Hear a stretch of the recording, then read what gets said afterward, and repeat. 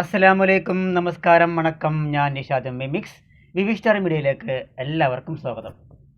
ഇത് കണ്ടോ, ഞാനൊരു മിഠായി വാങ്ങിയതാണ്. പക്ഷെ ഇതിൽ പകുതി ഭാഗത്തോളം കാറ്റായിരുന്നു. ഇതൊക്കെ ഇത്രയും ഭാഗമാണ് മിഠായി ഉള്ളൂ. ഇത് മാത്രമല്ല കേട്ടോ, ഇപ്പോൾ ചിപ്സ് അല്ലേ, ചിപ്സ്, ലേസ് അങ്ങനെയുള്ള സംഭവങ്ങളൊക്കെ നമ്മൾ പകുതി ഭാഗം കാറ്റായിരിക്കും അല്ലേ. എന്താണ് ഇങ്ങനെ ഇവർ ഈ കാറ്റ് നടക്കുന്നത്? എന്നാൽ ഇത് സാധാരണ കാറ്റല്ല, ഇത് നമ്മൾ ശ്വസിക്കുന്ന വായുവല്ല. കാരണം ഇതിൻ്റെ ഒരു ശാസ്ത്രമുണ്ട്. അതാണ് ഞാൻ ഇന്ന് ഇവിടെ പറയാൻ പോകുന്നത്. അപ്പോൾ നമുക്ക് നേരെ വീഡിയോയിലേക്ക് പോകാം. നമ്മൾ കടയിൽ നിന്നും ചിപ്സ്, ലേസ് അല്ലെങ്കിൽ ഇതുപോലെയുള്ള മിഠായികളൊക്കെ വാങ്ങിക്കഴിഞ്ഞാൽ അതിൽ ഭാഗത്തോളം കാറ്റായിരിക്കും അല്ലേ. നമ്മൾ വിചാരിക്കും അതിലുള്ളത് ഓക്സിജൻ ആണ് അല്ലെങ്കിൽ സാധാരണ വായുവാണെന്ന്. എന്നാൽ അങ്ങനെയല്ല. ഈ ഇതുപോലെയുള്ള പാക്കറ്റുകളിലുള്ളത് സാധാരണ വായുവല്ല, നൈട്രജൻ ഫ്ലക്ഷ്യം എന്ന് പറയുന്ന ഒരു സംഭവമാണ്. ഇതില്ലെങ്കിൽ നമുക്ക് ഈ ഒരു ചിപ്സ് അല്ലെങ്കിൽ ഈ ഒരു മിഠായി അല്ലെങ്കിൽ ലേസ് പോലെയുള്ള സംഭവങ്ങൾ കൂടുതൽ കാലം നിൽക്കില്ല, കൂടുതൽ കാലം ഉപയോഗിക്കാൻ പറ്റില്ല. കാരണം ഇതെല്ലാം എണ്ണയിൽ ഉണ്ടാക്കുന്ന ഒരു സംഭവമാണല്ലേ. പൊതുവെ എണ്ണയിൽ ഉണ്ടാക്കുന്ന ഇതുപോലുള്ള പലഹാരങ്ങൾ ഒരു പരിധി വരെ ഉണ്ടാവുകയുള്ളൂ. അത് കഴിഞ്ഞാൽ ഇതിൻ്റെ എക്സ്പയർ കഴിയും അല്ലേ. എന്നാൽ ചിപ്സ്, ലേസ് ഇതുപോലുള്ള മിഠായികളൊക്കെ മാസങ്ങളോളം നമുക്ക് എടുത്തു വെക്കാൻ പറ്റും. അതിൻ്റെ കാരണം എന്താണെന്ന് വെച്ച് കഴിഞ്ഞാൽ ഇതിലുള്ള ഈ ഒരു വായുവല്ല, ഇതിലുള്ള ഈ ഒരു നൈട്രജൻ ഫ്ലക്ഷ്യം എന്ന് പറയുന്ന ഈ ഒരു സംഭവമാണ്.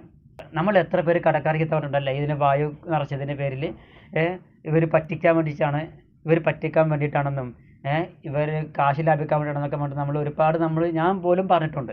സത്യത്തിൽ അവർ നമ്മുടെ ആരോഗ്യത്തിന് വേണ്ടിയിട്ടാണ് ഇങ്ങനെയുള്ള കാര്യങ്ങളൊക്കെ ചെയ്യുന്നത്. മനസ്സിലായോ? അപ്പോൾ ഇനി ലേസ് വാങ്ങുമ്പോൾ ധൈര്യമായിട്ട് നിങ്ങൾക്ക് വാങ്ങാം. അതിലുള്ളത് കാറ്റല്ല അല്ലെങ്കിൽ വായുവല്ല, ഇതേപോലെ നൈട്രജൻ ഫ്ലക്ഷനാണ്.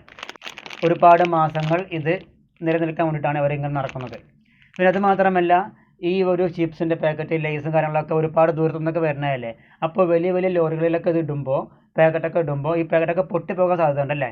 കാരണം ഇങ്ങനെയുള്ള പാക്കറ്റുകൾ ലോറിയിലും അതുപോലെയുള്ള ട്രക്കുകളിലൊക്കെ കയറ്റി അയക്കുമ്പോൾ ചിപ്സുകളെല്ലാം പൊടിഞ്ഞു പോകാൻ സാധ്യത ഉണ്ടല്ലേ. നമുക്ക് ഒരു പൊടി മാത്രമേ കിട്ടുകയുള്ളൂ. ഈ ലേസ് ആണെങ്കിലും ചിപ്സ് ആണെങ്കിലും അതെല്ലാം നേരത്തെ സംഭവമാണല്ലോ.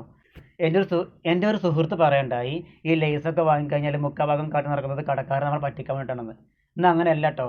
ഈ നൈട്രജൻ ഫ്ലക്ഷ്യം എന്ന് പറയുന്ന ഈ സംഭവമാണ്. ഇത് നൈട്രജൻ ഗ്യാസ് ആണ്. ഈ ഒരു ഗ്യാസ് ഒരു പാക്കറ്റിൽ നിറയ്ക്കുമ്പോൾ സുരക്ഷിതമായിട്ട് ആ ഒരു സ്ഥലത്തേക്ക് എത്തും. അവരുടെ സുരക്ഷയ്ക്ക് വേണ്ടിയിട്ടാണ്. ഈ ഒരു ചിപ്സിൻ്റെയും ലേസിൻ്റെയും ഒക്കെ സുരക്ഷയ്ക്ക് വേണ്ടിയിട്ടാണ് അവരിങ്ങനെ ചെയ്യുന്നത്. അതുപോലെ തന്നെ ഇത് പൊടിഞ്ഞു പോവില്ല. പിന്നെ ഇതിൻ്റെ മുരിപ്പും കാര്യങ്ങളൊക്കെ നല്ല ടേസ്റ്റും കാര്യങ്ങളൊക്കെ അതുപോലെ തന്നെ നിലനിന്ന് പോകും. ഇനി ഒരു അത്ഭുത സത്യം കൂടി പറയാൻ പോവാണ് കേട്ടോ. നമ്മൾക്ക് വിമാനത്തിലൊക്കെ യാത്ര ചെയ്യുമ്പോൾ ഇതുപോലെ ചിപ്സും അതുപോലെ പിന്നെ ഈ ലേസും കാര്യങ്ങളൊക്കെ കൊണ്ടുപോകുമ്പോൾ അതിൻ്റെ പാക്കറ്റ് ഇങ്ങനെ വീർത്ത് വരുന്നത് കാണാം അല്ലേ. അതിൻ്റെ പാക്കറ്റ് ഇങ്ങനെ വീർത്ത് വരുന്നത് നമുക്ക് കാണാൻ പറ്റും. അതെന്തുകൊണ്ടാണെന്നറിയോ? ഈ ഒരു നൈട്രജൻ അതിലുള്ളത് കൊണ്ട് ഈ അന്തരീക്ഷ മർദ്ദം കൂടുകയാണ്. അതായത് ഉയരം കൂടുന്തോറും അന്തരീക്ഷത്തിൻ്റെ മർദ്ദം കൂടിക്കൊണ്ടിരിക്കും. അങ്ങനെ മർദ്ദം കൂടുമ്പോൾ ഈ ഒരു പാക്കറ്റിലെ ഉള്ളിലുള്ള ഈ ഒരു നൈട്രജൻ ഫ്ലഷിങ് എന്ത് ചെയ്യും? അതിങ്ങനെ വീർത്ത് വരും. അങ്ങനെ ഒരുപാട് ഉയരങ്ങളിലേക്ക് പോകും തോറും ഇതിൻ്റെ ഈ ഒരു ഗ്യാസ് ലാസ്റ്റ് പുറത്തേക്ക് പോകാൻ പറ്റാതെ ഈ ഒരു പാക്കറ്റ് പൊട്ടാൻ വരെ സാധ്യതയുണ്ട്. അപ്പോൾ ഇത്രയൊക്കെയാണ് ചിപ്സിൻ്റെയും ലേസിൻ്റെയൊക്കെ കാര്യം പറയാനുള്ളത്. അപ്പോൾ ഇനി ലേസും ചിപ്സൊക്കെ വാങ്ങുമ്പോഴേ പാക്കറ്റിൽ കാറ്റ് കാണുമ്പോൾ കടക്കാർ ചെയ്തവരാണെന്ന് കണ്ടോ. നല്ല രീതിയിൽ നമുക്ക് ചിപ്സ് കഴിക്കാനും മുറിപ്പുള്ള ചിപ്സ് കഴിക്കാൻ വേണ്ടിയിട്ടൊക്കെയാണ് ഇവരിങ്ങനെ സംഭവം തയ്യാറാക്കി വെച്ചിരിക്കുന്നത്. കാരണം അതൊക്കെ എന്താ പറയുക, അതങ്ങനെയാണ് അതിൻ്റെ കാര്യങ്ങളൊക്കെ. മനസ്സിലായോ? അപ്പോൾ സബ്സ്ക്രൈബ് ചെയ്യാൻ മറക്കണ്ട, ലൈക്ക് ചെയ്യാൻ മറക്കണ്ട, ഷെയർ ചെയ്യാൻ മറക്കണ്ട. അപ്പോൾ ഇത് എല്ലാവർക്കും അറിയാവുന്നതാണെങ്കിൽ എന്ത് ചെയ്യുക, അറിയാത്തവർക്ക് വേണ്ടി ഷെയർ ചെയ്യാം. ഓക്കെ, അപ്പോൾ ഞാൻ അത് കഴിക്കാൻ പോവുകയാണ്. ഓക്കെ, കഴിച്ചോട്ടെ. അപ്പോൾ ബൈ.